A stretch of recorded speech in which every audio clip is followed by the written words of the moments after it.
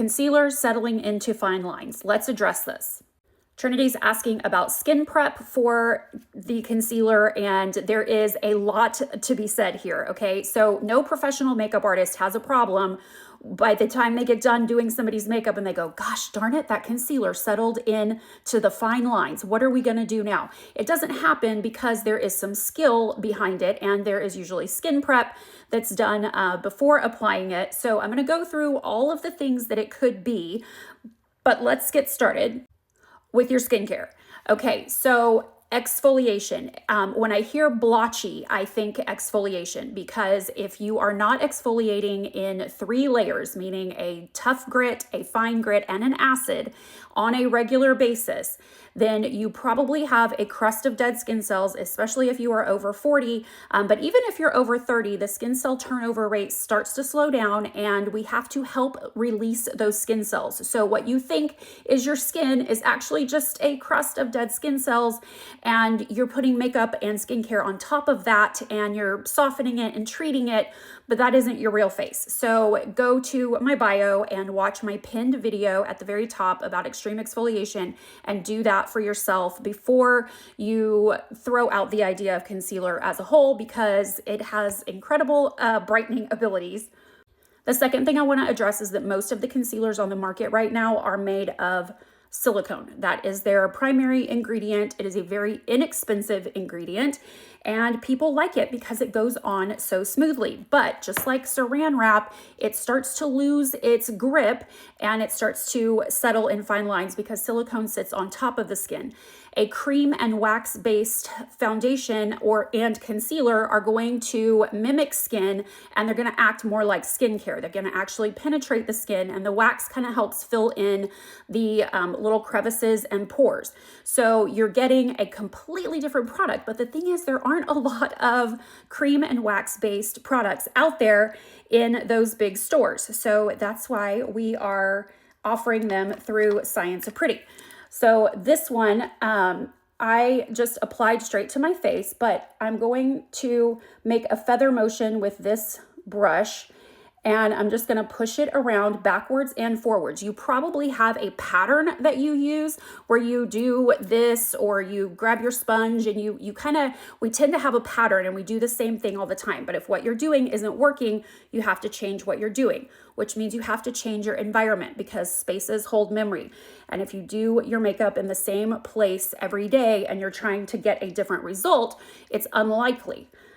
So the pushing it back and forth and just the amount of product that you use is really the key. You could also try underpainting, which is what I'm doing now. So this is a ghostly white made to go underneath somebody else's foundation or to lighten another product.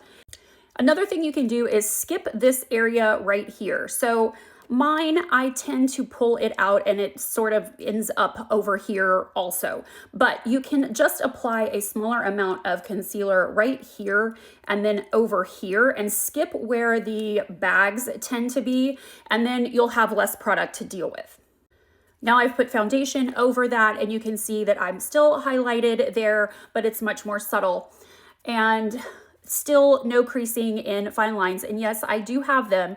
But another thing that cream and wax products will do is tell you when you need to exfoliate. So while we don't necessarily like the look, the product will tell you where you have dry skin and that you need to exfoliate, which is the grown-up way to do makeup. It's the way to really know your face, know your skin, put yourself on a routine where you are consistently removing those dead skin cells, and upgrade your makeup to something that requires a little bit more skill and a little bit of practice, but is so much better for your skin. The ingredients are totally different. Where silicone is not necessarily a harmful ingredient, it can cause problems, and it's definitely not ideal for aging skin. But our foundation and our concealers have jojoba oil, they have calendula, they have chamomile, they have resveratrol, they have castor seed oil, beeswax. The list is absolutely beautiful to read, because you know that what you're putting on your skin is really, really good for it.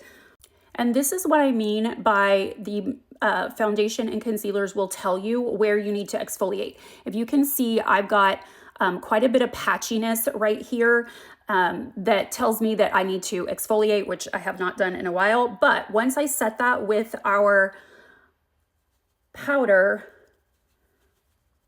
that goes away. So it's going to tell you, this makeup will tell you when you need to exfoliate, but you're also going to get the coverage for it. Now look at the difference. So patchy, flaky kind of skin here, and it hides it all beautifully over here.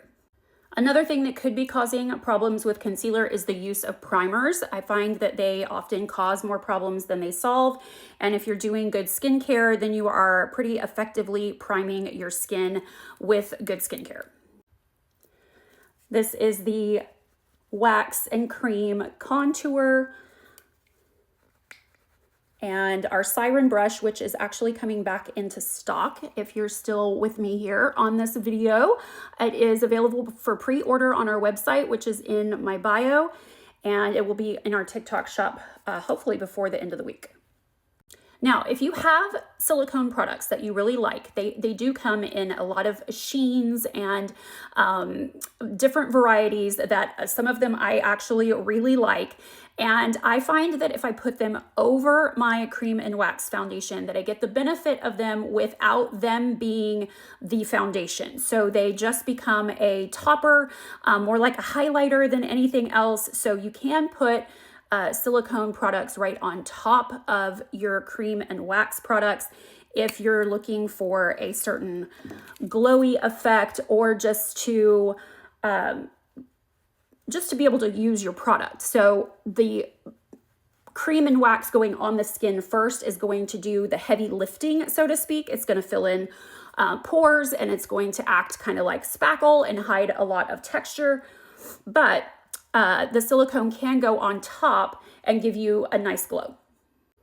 I'm going to go ahead and finish this look by putting the lip gloss on as blush. I already applied it to my lips, and that's going to give me a further glow on the cheekbones, making them look a little bit higher. And the blush should always start on the front plane of the face, where contour always starts on the side plane of the face. And then they marry up and meet kind of in the middle over by the temple. I like using my fingers to apply a cream blush. And this really kind of fills in that spot that I told you you can skip. So it can go all the way to the under eye area, and it's not going to settle into fine lines as long as you're not using too much. That is almost always the case, is that you're just too heavy-handed and your application is spotty and just not skilled. So to change that, you have to change your location. So I would encourage you to get a good mirror, set up a vanity for yourself. If you're still doing your makeup in the bathroom, get out of the bathroom.